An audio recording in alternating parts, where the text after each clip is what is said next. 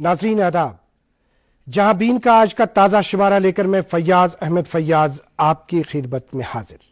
नाज़रीन, आप जानते हैं कि इस प्रोग्राम की वसातत से हम जहां मुख्तलिफ महकमों से मुत्तलिक इंफॉर्मेशन आप तक पहुंचा देते हैं, जहां हम रोज़मर्रा के मामलात के सिलसिले में बात करते हैं, जहां हम सेहत से मुत्तलिक कई तकालीफ के सिलसिले में बात करते हैं, वहीं जो यहाँ पे इस वक्त तरक्याती मंजरनामा है जम्मू कश्मीर का, उस सिलसिले में भी हम आपको आगाही देते हैं।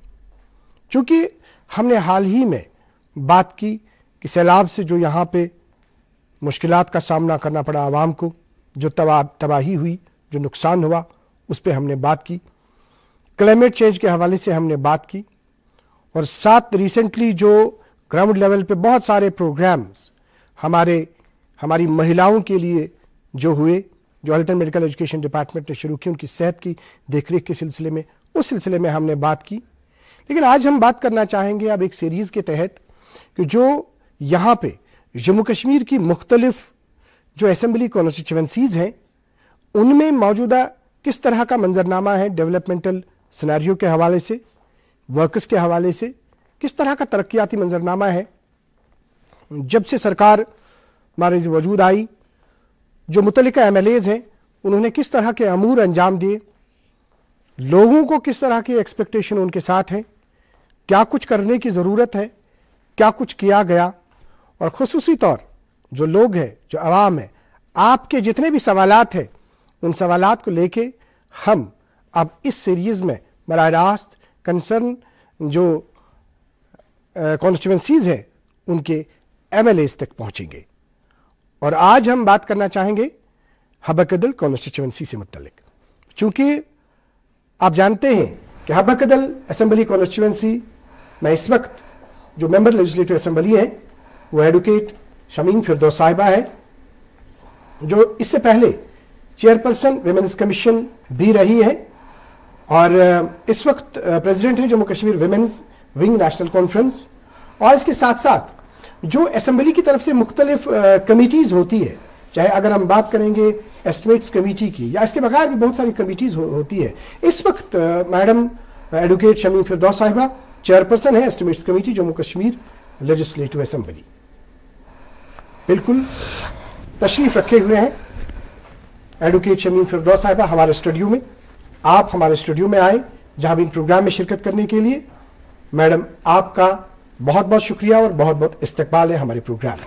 Thank you very much. बहुत बहुत शुक्रिया आपका भी, जो आपने हमें मौका दिया है कि हम यहाँ पर बात करें। जिस तरह से अभी हमने बात की कि हम अब जो इस वक्त तरक्याती मंजरनामा है, जो इस वक्त तरक्याती कामों की पेशरफ्त है, मुख्तलिफ महकमे हैं, PHE है, या इसके साथ साथ हम तालीम के शोबे की बात करेंगे, बाकी चीज़ों की बात करेंगे।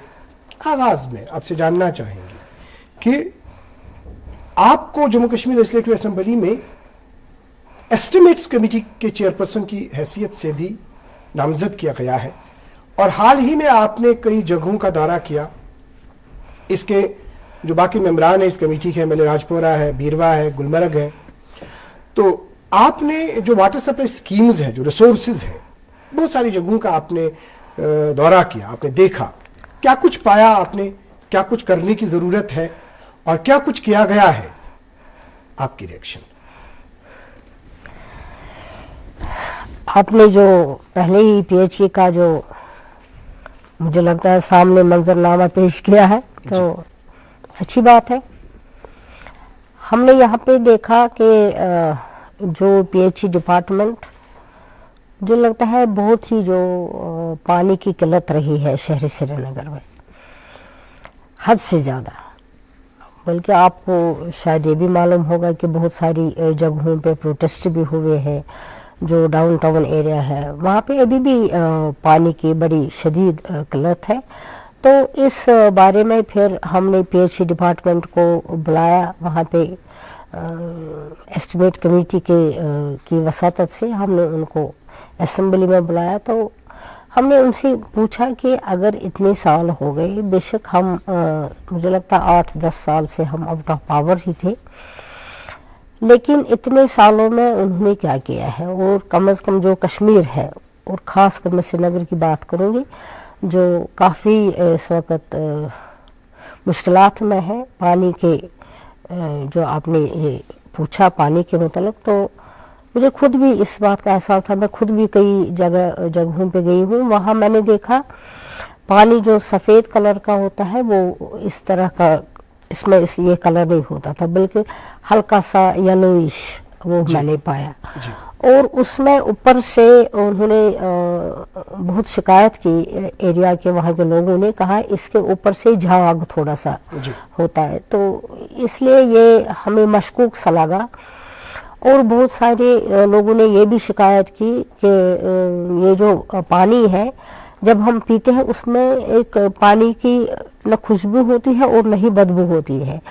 पानी तो बिल्कुल पानी की तरह ही साफ शफाफ होता है, लेकिन उसमें उनको कुछ थोड़ी सी स्मेल आती थी। तो उसमें हमने उनको बुलाया, यही कुछ बातें थी। और बहुत सारे जगहों पे जो बूसीदा पाइप्स है उनको चेंज नहीं किया गया है, और किसी किसी जगह पे ये जो पाइप वाटर पाइप्स थी वो खस्ता हो गई थी, तो वो ड्रेन्स के जो ज़मीन के सतह के नीचे जो बिछाई गई थी उसमें ड्रेन का जो ड्रेन था उनका पानी उनमें चला जाता था। तो इसलिए हमने उनको बुलाया और कहा कि आप हमें दिखाइए। तो ये मीटिंग हमने इस बारे में की थी और उनको बुलाया था। फिर उसके साथ ही हमने वहाँ पे निशात का भी दौरा किया, और जो यहाँ पर है STP जितना भी है श्रीनगर में, उसका भी देखा हमने कि कहाँ कहाँ पर क्या गलतियाँ हैं। वैसे जो निशात का है उसमें मैंने देखा ज़्यादा उसमें हकीकत यह है कि मैंने वहाँ पे ज़्यादा तरक्की काफ़ी मैंने देखी। वहाँ पे पानी साफ शफाफ था। हमारे साथ वहाँ के ऐसी साहिबा थी, चीफ इंजीनियर भी थे, सभी थे, लेकिन इसके बावजूद भी वहाँ पे छोटे छोटे कुछ हमें लगा कुछ मलबा सा लगा किसी किसी जगह, लेकिन उसके साथ साथ वो उन्होंने वो कैसे वो साफ करते हैं वो भी उन्होंने वहाँ पे जो प्रेजेंटेशन रखी थी, उनका जो फिल्ट्रेशन प्लांट है वहाँ पे क्या नाम है इसका, निशात से पहले ही अपर एरिया में है, निशात के साइड से। और दूसरा है जो ब्रेन के साथ ही है, और यहाँ पर भी है बाबा डैम में भी, वो भी हाँ बाबा डैम का तो थोड़ा सा वहाँ से कुछ ऐसी शिकायतें आई है कि वो बहुत ही पुराना है और उसमें अभी काम करने की ज़रूरत है। तो आपको लगता है कि जिस तरह से अभी जो सरकार के पास बाज़ाब्ता रिपोर्ट जाएगी, क्योंकि जो भी कभी कोई कमेटी नामजद होती है असेंबली की तरफ से, चाहे अगर हम इस एस्टिमेट्स कमेटी की बात करेंगे, एस्टेट्स कमेटी इनफैक्ट वो भी बनती है, या बहुत जब भी कभी सरकार की तरफ से कोई प्रोग्राम आता है उसको ग्राउंड लेवल पे अमल दरामद करने के सिलसिले में फिर बाज़ाब्ता कंसर्न ऑनरेबल MLAs की तरफ से कमिटीज बनती है कि उसको देखा जाता है, फिर बाज़ाब्ता उसका रिपोर्ट बनता है, फिर रिपोर्ट सरकार की तरफ से पेश किया जाता है। क्या हम कुछ इस तरह का रिपोर्ट बन गया? जी वो किसी किसी जगह तो मोस्टली, किसी किसी जगह नहीं, जब भी हम मीटिंग लेते हैं तो फिर हमारी तरफ से कुछ रिकमेंडेशन जाती है, जो भी हम देखते हैं इनमें से ये कमी है या कहाँ पर कितना और पैसा खर्च करना चाहिए, कहाँ पर क्या कमी है, चाहे पाइप्स नहीं लगानी है, चाहे इसको नई नई रिजर्वर्स लगाने हैं, तो उसके लिए हम रिकमेंडेशन देते हैं गवर्नमेंट को, और वो इंशाल्लाह वो मुझे लगता है कि फिर वैसे मीटिंग लेते ही तो हमारे काम हो जाते हैं, लेकिन फिर बाज़ाब्ता तो जब असेंबली आती है, जो उसके बाद जो असेंबली सेशन होता है उसमें हम अपना बिल्कुल हमने प्रोग्राम का 1/3 हिस्सा इस पे किया, लेकिन आपको अपने इलाके के लोग देख रहे होंगे, वो ये सोच रहे होंगे कि हमारे मसाइल के हवाले से कब बात होगी। बहुत सारे मसाइल, बहुत सारे इशूज जो आपने कुछ हल भी किए, कुछ पाइपलाइन में भी है, कुछ का जिक्र हम करना चाहेंगे। अगर हम हबा कदल कॉन्स्टिट्यूंसी की बात करेंगे, जैसे अभी हम PHE का ही जिक्र करेंगे, PHE हेल्थ इंजीनियरिंग जो मुख्तलिफ स्कीम्स है जो बरबर शाह के पास है, तो उस सिलसिले में अगर उसकी हम बात करेंगे, क्या उस सिलसिले में कोई आपकी तरफ से पेशरफ्त की गई है, उसको तामील किया गया? क्या बरबर शाह का जो हमने प्रोग्राम रखा था उसका हमने फाउंडेशन स्टोन भी डाला, मुझे लगता है 1 महीना पहले, लेकिन फिर काम दूसरे ही दिन उसकी शुरुआत नहीं हुई। उसमें कुछ प्रॉब्लम, रोड कट की प्रॉब्लम आ रही थी, वो R&B और मैं को एक कोऑर्डिनेशन होनी चाहिए वो, लेकिन उसमें वो लैग कर रही है। फिर मुझे खुद ही इसमें इंटरफेयर करना पड़ा R&B के साथ भी और इनको भी, इनके PHE के साथ भी। तो फिर वो उनके आपस में मुफाहमत हो गई और किसको कितने पैसे देने हैं कि किस डिपार्टमेंट की तरफ से, वो मैंने किया, तो वहाँ पे काम शुरू हो गया। मुझे लगता है इंशाल्लाह वो रंगील का पानी वहाँ से उसका गुजर होगा। वो हमने बर्बर शाह नकाशपोरा से शुरुआत उसकी की और उसका फायदा मिलेगा बसंत बाग, गोंड मंदिर बाग, गोंड अहमद तक, मंदिर बाग वगैरह। और जो बर्बर शाह जब गुजरते हैं हम, फिर आगे आते हैं क्या नाम है इसका, बागवानपोरा।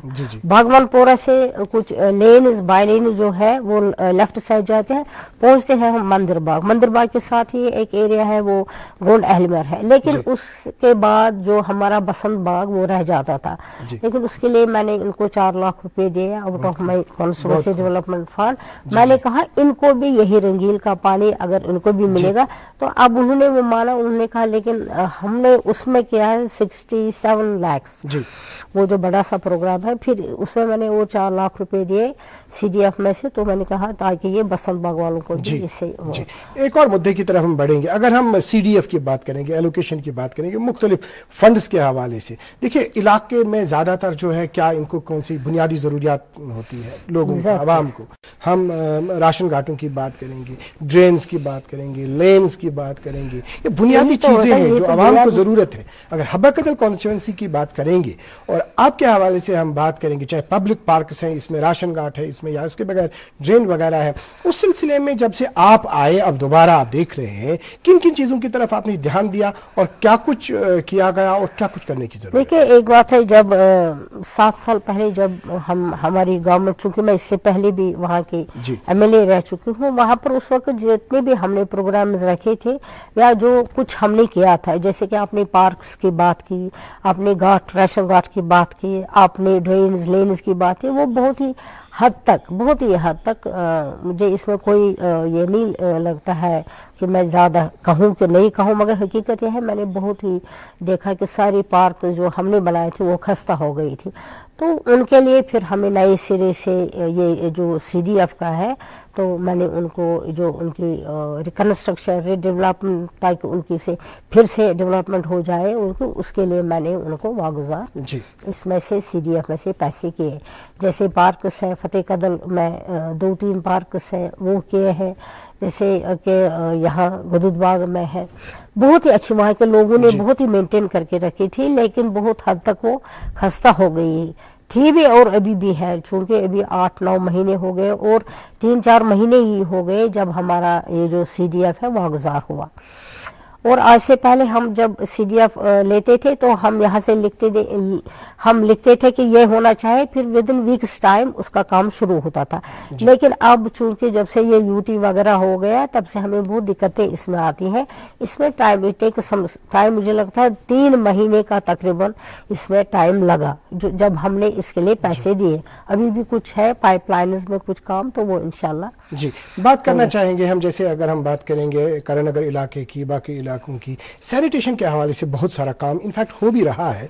लेकिन अभी अगर हम श्रीनगर म्यूनसिपैलिटी की बात करेंगे, संडे के हवाले से भी वो दूर दराज इलाकों में जाते हैं, वहाँ सफाई करते हैं, वहाँ पे उस सिलसिले में इंतजाम करते हैं। मुझे लगता है कि आप इस डिपार्टमेंट की खिदमत कब हासिल करते हैं इन इलाकों में, सफाई के हवाले से, चाहे ड्रेन्स की सफाई है, चाहे बाकी चीज़ों की है, अगर हम करणनगर और इसके मुल्का इलाकों की बात करेंगे? देखिए जैसे कि आपने करणनगर की बात छेड़ी है, करणनगर भी इससे भी और ज़्यादा जो हमारी ड्रेनेज की प्रॉब्लम थी वो है, जो हमारा हब्बा कदल बर्बर शाह की वहाँ की ड्रेन थी वो पिछले 7-8 सालों से ऐसे ही पड़ी थी।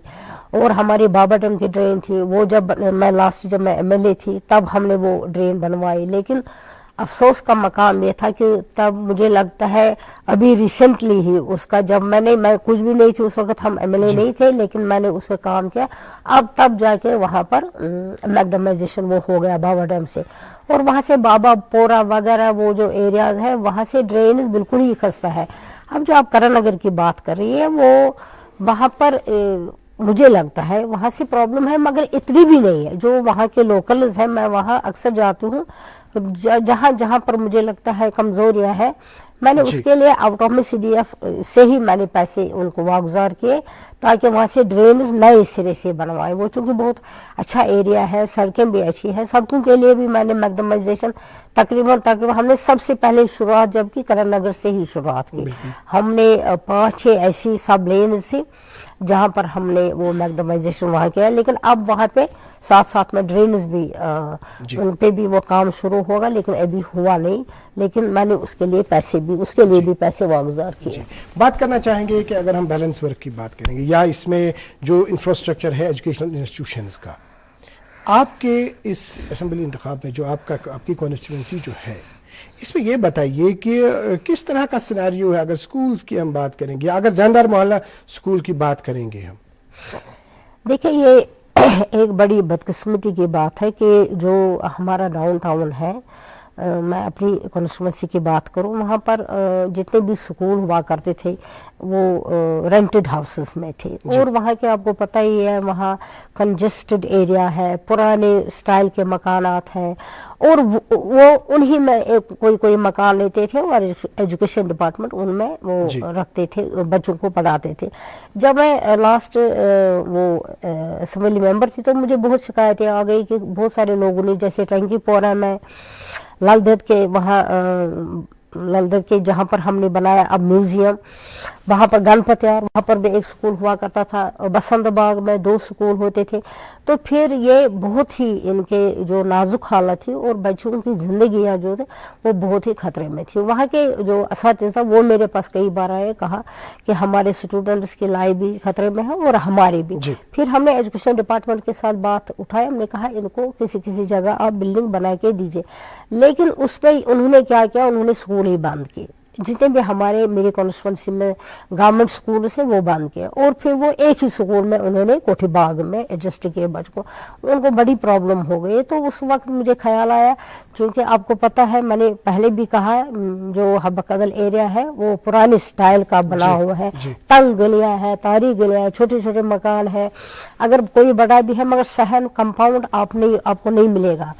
तो फिर मैंने एक लैंड वहाँ पे ली, एक मकान लिया, तो उसको हमने गवर्नमेंट से पैसे वैसे दिलाए, तो फिर हमने एक स्कूल बनाया। शुक्र अल्हम्दुलिल्लाह वो 8-10 साल के बाद, अब जब फिर मैं आई, मैंने वागुजार बाकी पैसे करवाए तो वो कंप्लीट हो गए, और हमने एजुकेशन डिपार्टमेंट को वो आगे हम चलना चाहेंगे। अगर हम रोड्स की बात करेंगे, अगर हम पर्टिकुलर हब्बकदल जो उसके साथ साथ बाबडेम रोड है, तो उस सिलसिले में उसका जो चाहे उसमें वर्क था, चाहे उसमें नया आपने किया, क्या कुछ आपने उस सिलसिले में किया या क्या कुछ करने की जरूरत है? हमारी जो हब्बकदल नया जो हब्बकदल ब्रिज है, जब वो बना तो उसके साथ ही हमने एक प्रपोजल रखा था गवर्नमेंट के सामने कि बाबा डैम से बराबर होना चाहिए वाया बाबा पोरा एक सड़क जानी चाहिए, क्योंकि आपको पता है कंजेस्टेड रोड है, चिकराल मोहल्ला, मलपोरा वगैरह वगैरह।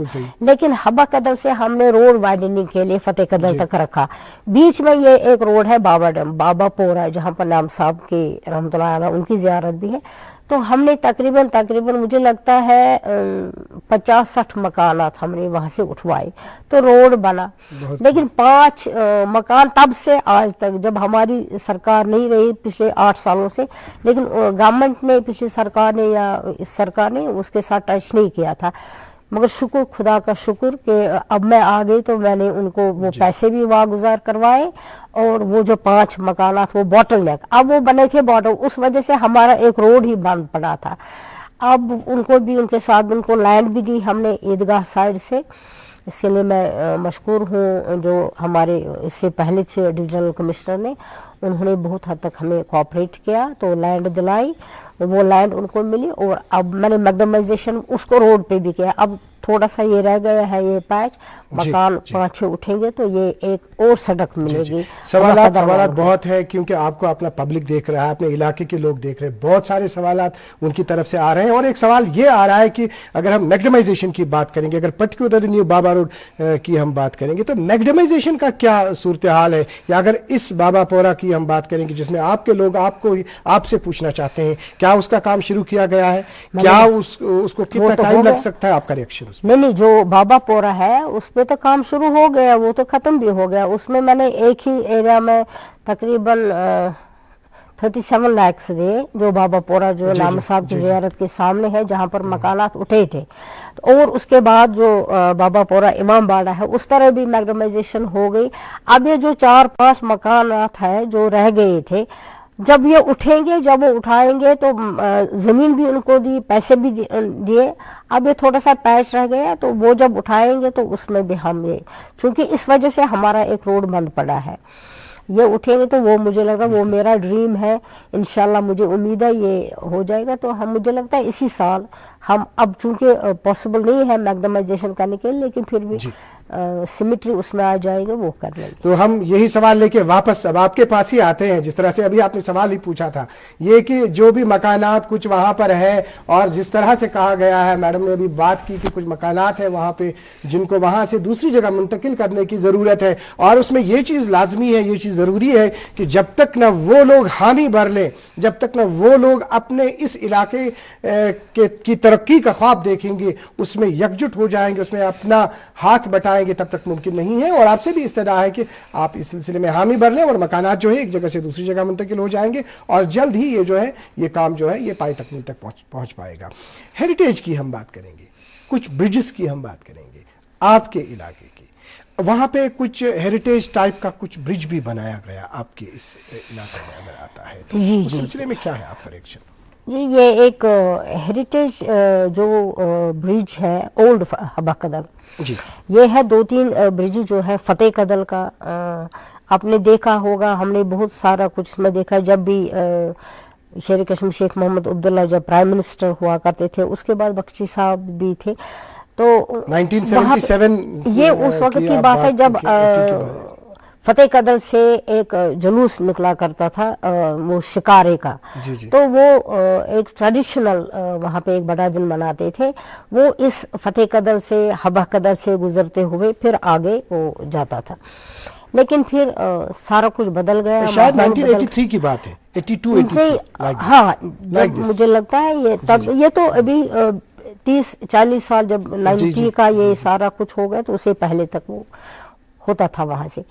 तो फिर हम फतेह कदल का ब्रिज भी नया बना, तो लेकिन जो पुराना ब्रिज है हमने उसको बाकायदा से फुट ब्रिज फिर बनाया लोगों के लिए, ताकि लोगों को, और ये जो फतेह कदल है उसकी भी जो यादगार रहे कि फतेह कदल का ब्रिज कैसे हुआ करता था। इसी तरह से जो हबा कदल का ब्रिज है, जो पुराना हबा कदल का ब्रिज है, बहुत ही खूबसूरत ब्रिज है। बड़ा लगता था कि ये कुछ हमारा जो अपना आर्किटेक्चर है उस हिसाब से वो बहुत ही हेरिटेज, आपने खुद ही कहा, हमारे लिए नियामत थी। उसके साथ ही वो लेफ्ट साइड पे एक घाट हुआ करता था, अभी भी है वो, वहाँ पे हमेशा सुबह सवेरे वहाँ के पंडित लोग या मुसलमान लोग वो उठते थे और वहाँ पे हाथ मुँह धोकर सुबह सवेरे 4 बजे फिर वहाँ से ही वो उनका गुजर होता था। हजरत सुल्तान रहमतुल्लाह अलैह वहाँ जाते थे, दस्तगीर साहब के वहाँ जाते थे पैदल, वहाँ से सुबह शुरुआत, उनकी शुरुआत वहीं हुई है। वो हमारा यादगार एक घाट है, और ये यादगार ब्रिज है, ये जो हबा कदल का। इसमें मुझे एक बात है, हमारी बदकिस्मती हो गई, इस ब्रिज को जब हमारी सरकार थी तो हमने 3-4 करोड़ रुपए इस पे दिए ताकि इसमें लोग चल सके आराम से, या थोड़ा थोड़ा ट्रैफिक भी आए। तो बदकिस्मती से इसमें कुछ चेंजेस लाई गई जो लोगों को रास न आए, जो लोगों ने कहा कि उन्होंने उसको एक्सेप्ट नहीं किया। अब हमारे जहन में एक प्रोग्राम है, हम इसको फिर से चेंज करना चाहते हैं कि हेरिटेज, जो एक हेरिटेज वहाँ के लोगों की अमानत है, उनको हम हवाले करें। बिल्कुल, बहुत सारे सवालात हैं क्योंकि बार-बार कहा जा रहा है कि हमें मतलब वहाँ पे जो, क्योंकि इस वक्त अब शादियों का सीजन भी चल रहा है, कम्युनिटी सेंटर्स के हवाले से बात है, उनके रिनोवेशन के हवाले से बात है। कह रहे हैं कि मैडम से बता दीजिए कि वो उनकी कम्युनिटी सेंटर्स के हवाले से थोड़ा सा आपने CDF में से कुछ पैसा भी दे दे और उनकी रिनोवेशन जो है वो भी हो जाए, तो उसमें क्या कुछ किया जा रहा है? नहीं, अगर आपने उन्होंने आपसे कहा कि रिनोवेशन हो तो वो जरा बताए कहाँ पर रिनोवेशन करनी है, वो तो करनी है। ये भी इंफॉर्मेशन देते हैं कि कहीं कहीं आप हुई है। नहीं, आपकी इंफॉर्मेशन यहाँ पर इस वक्त थोड़ा सा, आई एम सॉरी टू से, गलत है। हमने जो ही मैं यहाँ पे आ गए, उससे पहले ही पार्लियामेंट मेंबर हमारे थे डॉक्टर फारूक अब्दुल्ला साहब, चूँकि हम तब कुछ भी नहीं थे, लेकिन मैंने उनसे कने कदल के लिए एक ये था कम्युनिटी सेंटर 18 लाख रुपए लिए, फिर मैंने गवर्नमेंट से ही DC साहब से और 8-10 लाख लिए, तो उसके रेनोवेशन वो बहुत ही खस्ता हो गया था। उसके साथ ही दूसरा है करफली मोहल्ला में, उसमें मैंने 8 लाख रुपए दिए। अब हमने जो बाबा डैम का बड़ा हमने मेहनत से और शौक से लगन से वो बनाया और गुदुबा का बनवाया, उनमें काम भी किया और बहुत खूबसूरत है। लेकिन अब घर को भी अगर हम देखेंगे नहीं रोज, वो भी खस्ता हो जाएगा, इसलिए आवाम का वहाँ पे आना जाना होता है। अब किसी जगह अगर कुछ और भी करना होगा तो उसमें ये कोई ये नहीं है कि हम नहीं करेंगे। जिस तरह से जिस तरह से नाजरीन, हमने जिस अंदाज में हमने मैडम से सवाल पूछा और इन्होंने इस सवाल के जवाब में देखिए कितनी जगहों का इन्होंने जिक्र किया। तकरीबन जो अभी मेरे नज़र में है 20 लाख से ज़्यादा पैसा जो है वो इन्होंने अपने CDF में से इन चीज़ों के लिए दे दिया है, क्योंकि बहुत सारे सवालात हैं। अगर हम चंदपोरा गदूद बाग की बात करेंगे, वहाँ पे ड्रेनेज वर्कर्स की बात करेंगे, मैडम वक्त हमारे पास मुख्तसर है। मैं भी जल्दी इसकी बताऊंगी जो आप मुझे कहेंगे। गदूद बाग के मुतालिक हमने वहाँ पे ड्रेन बनवाई, उसमें भी तकरीबन 25 लाख रुपए खर्च हो गए। जो ड्रेन बनी, अब उसमें मैग्डमाइजेशन करना था। मैंने उनके साथ प्रॉमिस किया है कि नहीं, हम रोड इस तरह से हैफजली नहीं रखेंगे। अलबत्ता 2 डिपार्टमेंट्स के आपस में, सिटी रोड उसमें और R&B, उनमें आपस में कुछ कोऑर्डिनेशन, लैक ऑफ कोऑर्डिनेशन थी। तो अब मैंने पिछले दिनों उनकी मीटिंग बुलाई। अब उन्होंने कहा कि एक डिपार्टमेंट आधा करेगा, एक डिपार्टमेंट आधा करेगा। वो मुझे लगता है वो ज़रूरत है लोगों के लिए, लोग बहुत परेशान है उस सड़क के लिए, उसमें हम कर लेंगे विद इन डेज। मुझे लगता है इंशाल्लाह वो हो जाएगा। आखिरी सवाल आपसे, आपने जिक्र किया, आपने पब्लिक हेल्थ इंजीनियरिंग के हवाले से बता दिया, आपने जब से आप आए आपने कौन कौन से काम किए, आपने स्कूल्स के हवाले से बता दिया, आपने रोड्स के हवाले से बता दिया, आपने कम्युनिटी सेंटर्स के हवाले से बता दिया। अभी आने वाले वक्त में आपके जहन में किस तरह के सवालात हैं, किस तरह के काम जहन में हैं जो आप अपनी कॉन्स्टिट्यूंसी में करना चाहते हैं और जिनकी सौगात आप वहाँ के अवाम को देना चाहते हैं? मेरे लिए एक बहुत ही चैलेंजिंग वर्क है और जो मेरे जहन में पिछले कई सालों से पल रहा था, उसमें मुझे कामयाबी मिली लेकिन बहुत ही कम नसीब हुई।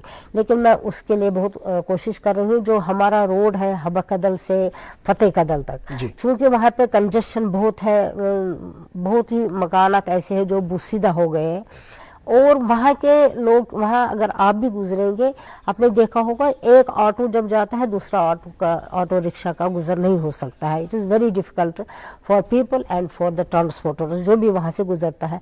वो रोड वाइडनिंग में वो ऑलरेडी प्रोग्राम है, लेकिन मुझे पैसों की अब उसमें ज़रूरत है और मैं डिपार्टमेंट से जो R&B का है उनसे भी यहीं पर आपकी वसातत से मैं रिक्वेस्ट करती हूँ कि वो उसमें सरत लाए काम में। तो जितनी जल्द वो करे उतनी जल्द हम वो रोड देंगे। और बाकी जो है स्कूल है, हॉस्पिटल है, डिस्पेंसरीज है, जो वक्त चूंकि आप कह रहे हैं वक्त जाने वक्त बहुत कम है, तो ये मेरे जहन में ऑलरेडी है। और भी कम्युनिटी हॉल्स है किसी जगह जो जहाँ पर नहीं बने थे, जैसे छतबल एरिया है वहाँ पे भी बन रहा है। तो ये मेरी मुझे लगता है ये दीज आर द बेस्ट। इसमें कोई दो राय नहीं है, हमने पास्ट में भी सुना है कि आप यहीं से लोगों के पास जाते हैं। तो क्या कहना चाहेंगे, आपका मैसेज क्या रहेगा आखिरी एक लाइन में लोगों के लिए? मैं चाहती हूँ कि सबसे पहले जो वहाँ के लोग हैं उनको भी अपने जहन में ये रखना चाहिए कि उनकी भी एक रिस्पॉन्सिबिलिटी है टुवर्ड्स दिस कॉन्स्टिट्यूएंसी। वो भी अगर इसको देखे, ये अपने घर की तरह रखे हर एक जगह से, जैसे मैं समझती हूँ ये मेरा घर है, वहाँ के लोगों को मैं समझती हूँ वो मेरी फैमिली है, और फैमिली की ही तरह मैं उनकी देखभाल करती हूँ। और अगर आपकी वसातत से मैं उनसे कहना चाहती हूँ, अगर किसी भी जगह मैंने बीच में लोगों को नहीं रखा है, मैं डायरेक्टली फ़ोन उठाती हूँ, जहाँ पर भी कोई मुश्किल हो, जहाँ पर भी किसी औरत की, मर्द की, बुजुर्ग की कोई भी मुश्किलात हो सकती, वो मुझसे राबिता करे, खुद ही डायरेक्टली मैं हाजिर हो जाऊँ। एडवोकेट शमीम फिरदौस साहिबा, दूरदर्शन न्यूज़ को अपना कीमती वक्त देने के लिए, जहाबीन प्रोग्राम में शिरकत करने के लिए, और अपने लोगों के लिए ये इम्पोर्टेंट इन्फॉर्मेशन देने के लिए, जिस तरह से आप बदल रहे हैं सिनेरियो वहाँ पे, आपका बहुत बहुत शुक्रिया। आपका भी बहुत बहुत शुक्रिया। नाज़रीन मोहतरम, आपका भी बहुत बहुत शुक्रिया। आधे घंटे से आपने हमें देखा, आपने हमें सुना, जिसके साथ साथ हम बहुत सारे मौज़ूआत पे बात करेंगे, लेकिन मुख्तलिफ जो हल्के हैं, असम्बली हल्के हैं, उनके हवाले से मुतवातिर तौर हम वहाँ के असम्बली मेंबरान से बात करते रहेंगे और आपके मसाइल पे खुसूसी बात होगी। आज के प्रोग्राम में इतना ही। अगले शुमारे में फिर आपसे मुलाकात करेंगे। जब तक के लिए अल्लाह हाफ़िज़ नासिर।